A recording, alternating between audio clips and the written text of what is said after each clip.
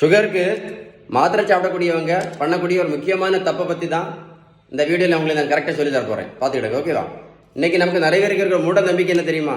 சுகருக்கும் ப்ரெஷருக்கும் மாத்திரை போட காரணம் வந்து ரைஸ் அப்படின்னு. அப்படி தானே? இதென்ன பெரிய மூட நம்பிக்கை. ரைஸ் சாப்பிட்றதால தான் சுகருக்கு மாத்திரை போட்டுட்ருக்கோம் அப்படின்னு. கரெக்டாக? நான் ஒரு கேள்வி கேட்குறேன், பதில் சொல்லுங்கள். வட இந்தியாவில் அவங்க ரைஸ் சாப்பிடவே மாட்டாங்களே. வட இந்தியாவில் எத்தனை சுகருக்கு மாத்திரை போடுறாங்க? எத்தனை இன்சுலின் போட்டுட்ருக்காங்க? என்றைக்கு அதை யோசித்து பார்த்தீங்களா? இந்த உலகத்தில் சுகருக்கும் ப்ரெஷருக்கும் மாத்திரை மட்டும் சாப்பிட்டதுனால யாருக்காவது சரியா இருக்கா? சொல்லுங்களேன். நடைபயிற்சி மட்டும் பண்ணதில்ல யாருக்காவது சுகர் மாத்திரை நிறுத்தியிருக்காங்களா? இல்லை யாராவது பிபி மாத்திரை நிறுத்தியிருக்காங்களா? இல்லை யாராவது வெயிட்டு குறைச்சிருக்காங்க நடைபயிற்சி மட்டும் பண்ணி? நல்லா கேட்டுடுங்க. 1 கிலோமீட்டர் நடைபயிற்சி பண்ணினா கூட 40லேருந்து 50 கேலரி மட்டும்தான் எரிக்க முடியும். அதனால் நடைபயிற்சி மட்டும் பண்ணி எந்த மாத்திரையும் நிறுத்த முடியாது, வெயிட்டு கண்டிப்பாக குறைக்க முடியாது. ஒரு பேப்பரில் வேணால் எழுதி வச்சுக்கிடுங்க. கரெக்ட் தானே? சிறுதானியம் மட்டும் சாப்பிட்டதுனால யாராவது சுகர் மாத்திரை இன்சுலின் நடத்தியிருக்காங்களா? இல்லை யாராவது வெயிட்டு குறைச்சிருக்காங்களா சிறுதானியம் மட்டும் சாப்பிட்டதுனால? சொல்லுங்கள்.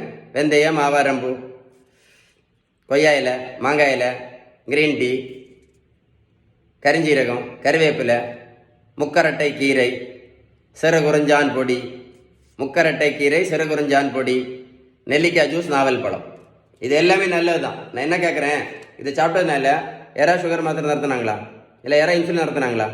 சுகருக்கு ஒரே ஒரு மாத்திரை போட்டுட்டு இருந்த சுகர் பேஷண்ட் சுகருக்கு மட்டும் 4 மாத்திரை சாப்பிட்டுருக்காங்க. சுகருக்கு மாத்திரை மட்டும் போட்டுட்டு இருந்த பேஷண்ட்டை இன்சுலின் போட்டுட்ருக்காங்க. வெந்தயம், கறிவேப்பிலை, கரிஞ்சீரகம், மாங்காய் இலை, கொய்யா இலை, சிறுதானியம், நடைபயிற்சி, நாவல் பழம். நல்லா கேட்டுடுங்க. மருத்துவத்துள்ள ஸ்டாண்டர்ட் புத்தகம் ஹாரிசன். இந்த புத்தகம் என்ன சொல்ல தெரியுமா?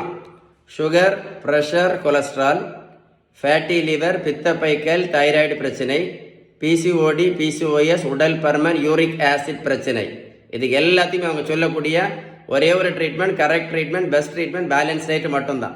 ஏன் அப்படின்னா, நீங்கள் பேலன்ஸ்டு டயட்டு கரெக்டாக ஃபாலோ பண்ணால் மட்டும்தான் நோய்க்கான அடிப்படை காரணம். என்ன காரணம்? நோய்க்கான அடிப்படை காரணம் இந்த இன்சுலின் ரெசிஸ்டன்ஸ், இது வந்து முழுமையாக சரியாகும். இது முழுமையாக சரியான மட்டும்தான் நீங்கள் நோயிலிருந்து வெளியில் வர முடியும். இல்லை அப்படின்னா இந்த மாதம் கூடும், அடுத்த மாதம் குறையும், அடுத்த மாதம் கூடும், இந்த மாதம் குறையும், இன்னும் வாழ்க்கை முழுவதும் மாத்திரை போட்டுகிட்டே இருக்க வேண்டியதுதான். அப்படின்னு யார் சொன்ன? அந்த புத்தகம் தெளிவாக சொல்லுது. பேலன்ஸ் டயட் பற்றி ஏதாவது சந்தேகம் இருந்தால் கண்டிப்பாக இந்த நம்பரில் கால் பண்ணி பேசுங்க.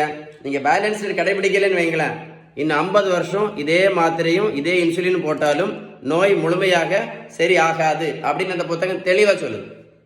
இந்த வீடியோ சேவ் பண்ணி வைங்க, ஒரு கூட போட்டு கேளுங்க. அப்போ தான் உங்களுக்கு கரெக்ட் கான்செப்ட் புரியும். சேவ் பண்ணி வைங்க, ஒரு கூட போட்டு கேளுங்க. கரெக்டா?